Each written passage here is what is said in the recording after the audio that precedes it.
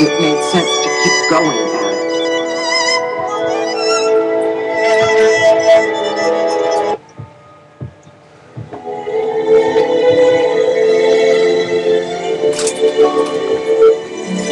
After they returned from the London Anti-Slavery Convention, the Stantons moved to Boston and into a handsome house staffed with servants. Henry pursued a career in law and anti-slavery politics. Elizabeth gave birth to 3 boys, Daniel, Henry, and Garrett, and showed all the outward signs of becoming a conventional young matron. It is a proud moment in a woman's life to reign supreme within 4 walls. To be the one to whom all questions of domestic pleasure and economy are referred. I studied up everything pertaining to housekeeping and enjoyed it all. Elizabeth loved Boston. It was a kind of moral museum, she said. The Stantons got to know the region's most eminent writers and reformers. Bronson Alcott, Nathaniel Hawthorne, Theodore Parker, William Ellery Chandler, Ralph Waldo Emerson. All sorts of new ideas are seething, she told her mother, but I haven't either time or place to enumerate them. And if I did, you and my good father would probably balk at most of them.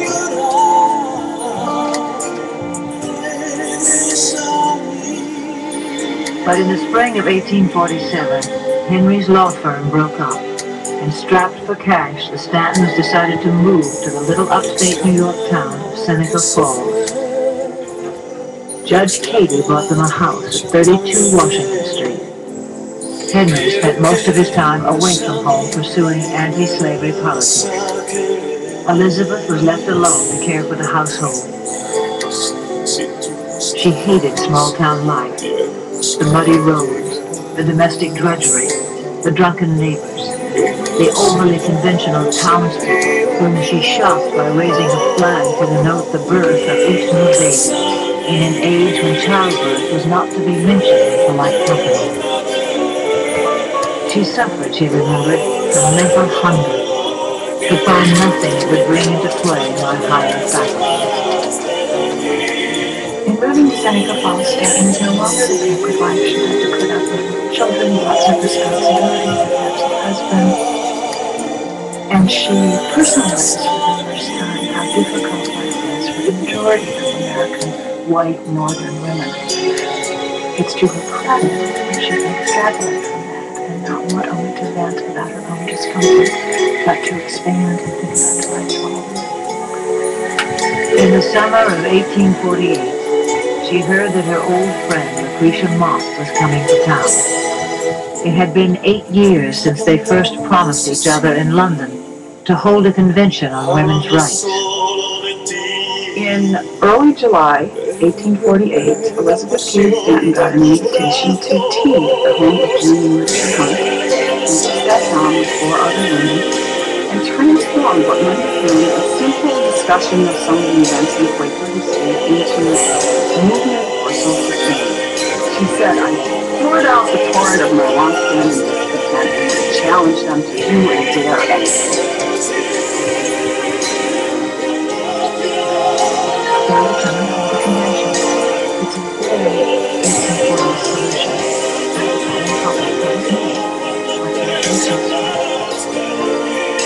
But the women weren't really sure what to do next. Moving around the circular mahogany table in Mary Ann McClintock's parlor, Stanton recalled that they were at first as helpless and hopeless as if we had been suddenly asked to construct a steam engine. Finally, they decided to draft a statement for the convention to consider. A declaration of rights and sentiments, they called it, that would enumerate the rights of women. They had all been inspired by the work of the pioneer 18th century British feminist, Mary Wollstonecraft. But in the end, Stanton and her friends chose to model their revolutionary document after Thomas Jefferson's Declaration of Independence. choice. Good segue. At first we traveled quite alone, but before we had gone many miles, we came on other wagon loads of women, bound in the same direction. As we reached the different crossroads, we saw wagons coming from every part of the county. And long before we reached Seneca Falls, we were a procession. The first Women's Rights Convention in history began at 10 a.m. at the Wesleyan Methodist Chapel in Seneca Falls, New York, on the morning of July 19, 1848. That day, only women were allowed to attend. But on the 20th, the convention was open to all, and more than 300 women and men, shopkeepers and farmers and mill workers, clergymen and wives and mothers, filed into the chapel. They would be asked to vote Stanton's Declaration of Rights and Sentiments, up or down.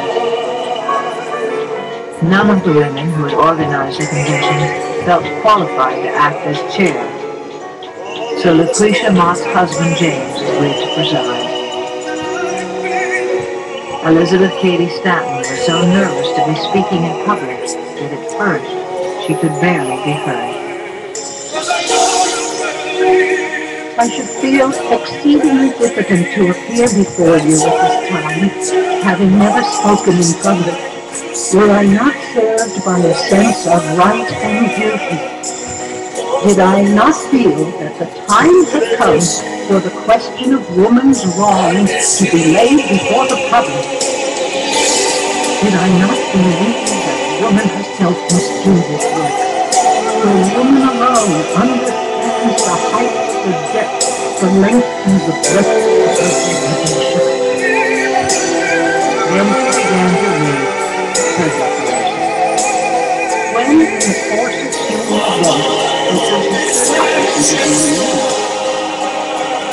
the course of human events, and her audience knew those words by heart. They had memorized them. They heard them every 4th of July since they were kids. So even the smallest change in this declaration is going to be stuck in it.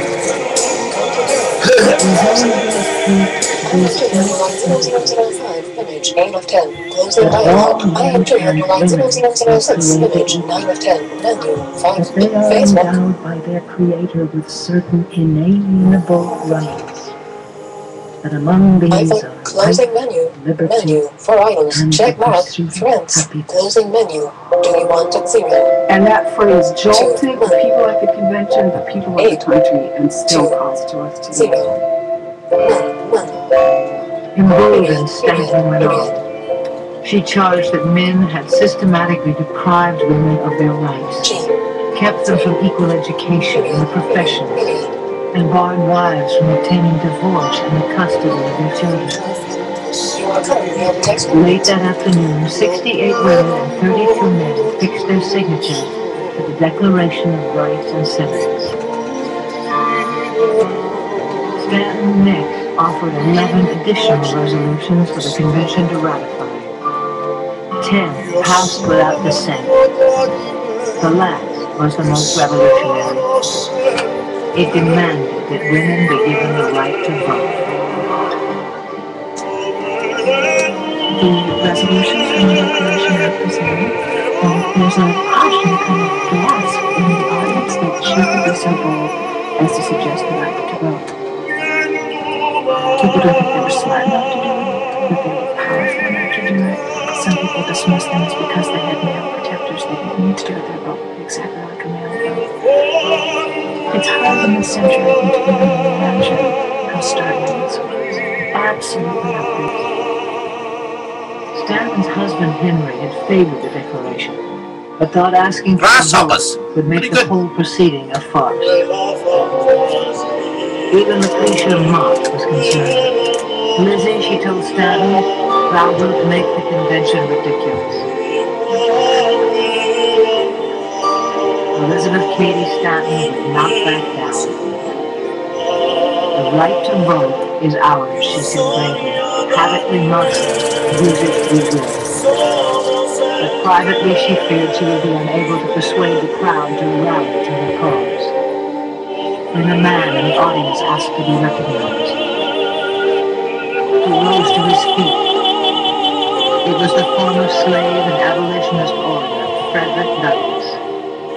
Without the vote, he thundered, women would be unable to change the laws that treated them unjustly. All that distinguishes man as an intelligent and accountable being is equally true of woman. And if that government only is just which governs by the free consent of the governed, there can be no reason in the world for denying to woman the exercise of the elected franchise. Our doctrine is that right is of no sense. Douglas's eloquence helped carry the day. The resolution supporting a woman's right to vote passed, and the convention adjourned. Now, small groups of women in a scattering of sympathetic men began to meet in other New York towns, and in Ohio, Pennsylvania, and Massachusetts, galvanized by Stanton's declaration. Living in the country where the population is sparse, we are consequently few, but hope to make up in zeal and energy for our lack of numbers. I summoned a few women in our neighborhood together and formed the Equal Suffrage Society and sent petitions to our legislature. It was received by the legislature as something absurdly ridiculous, and we called it. Preachers across the country denounced the convention as unseemly. Editorial writers ridiculed the whole idea of women acting on their own.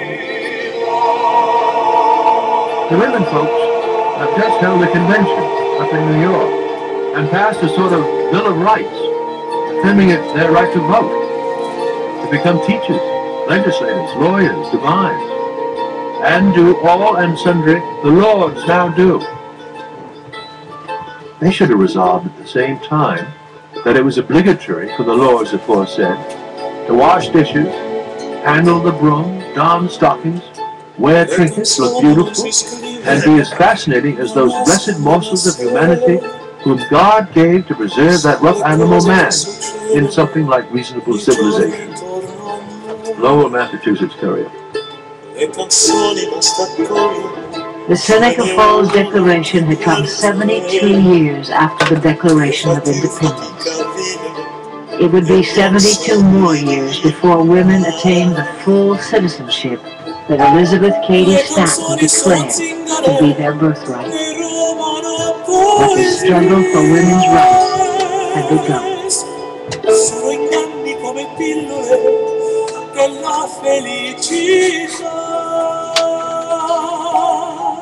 Strange as it may seem to many, we now demand our right to vote according to the declaration of the government under which we live.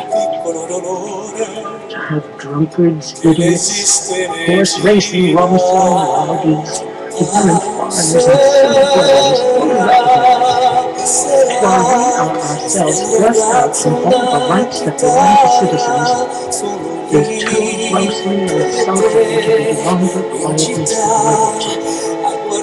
Elizabeth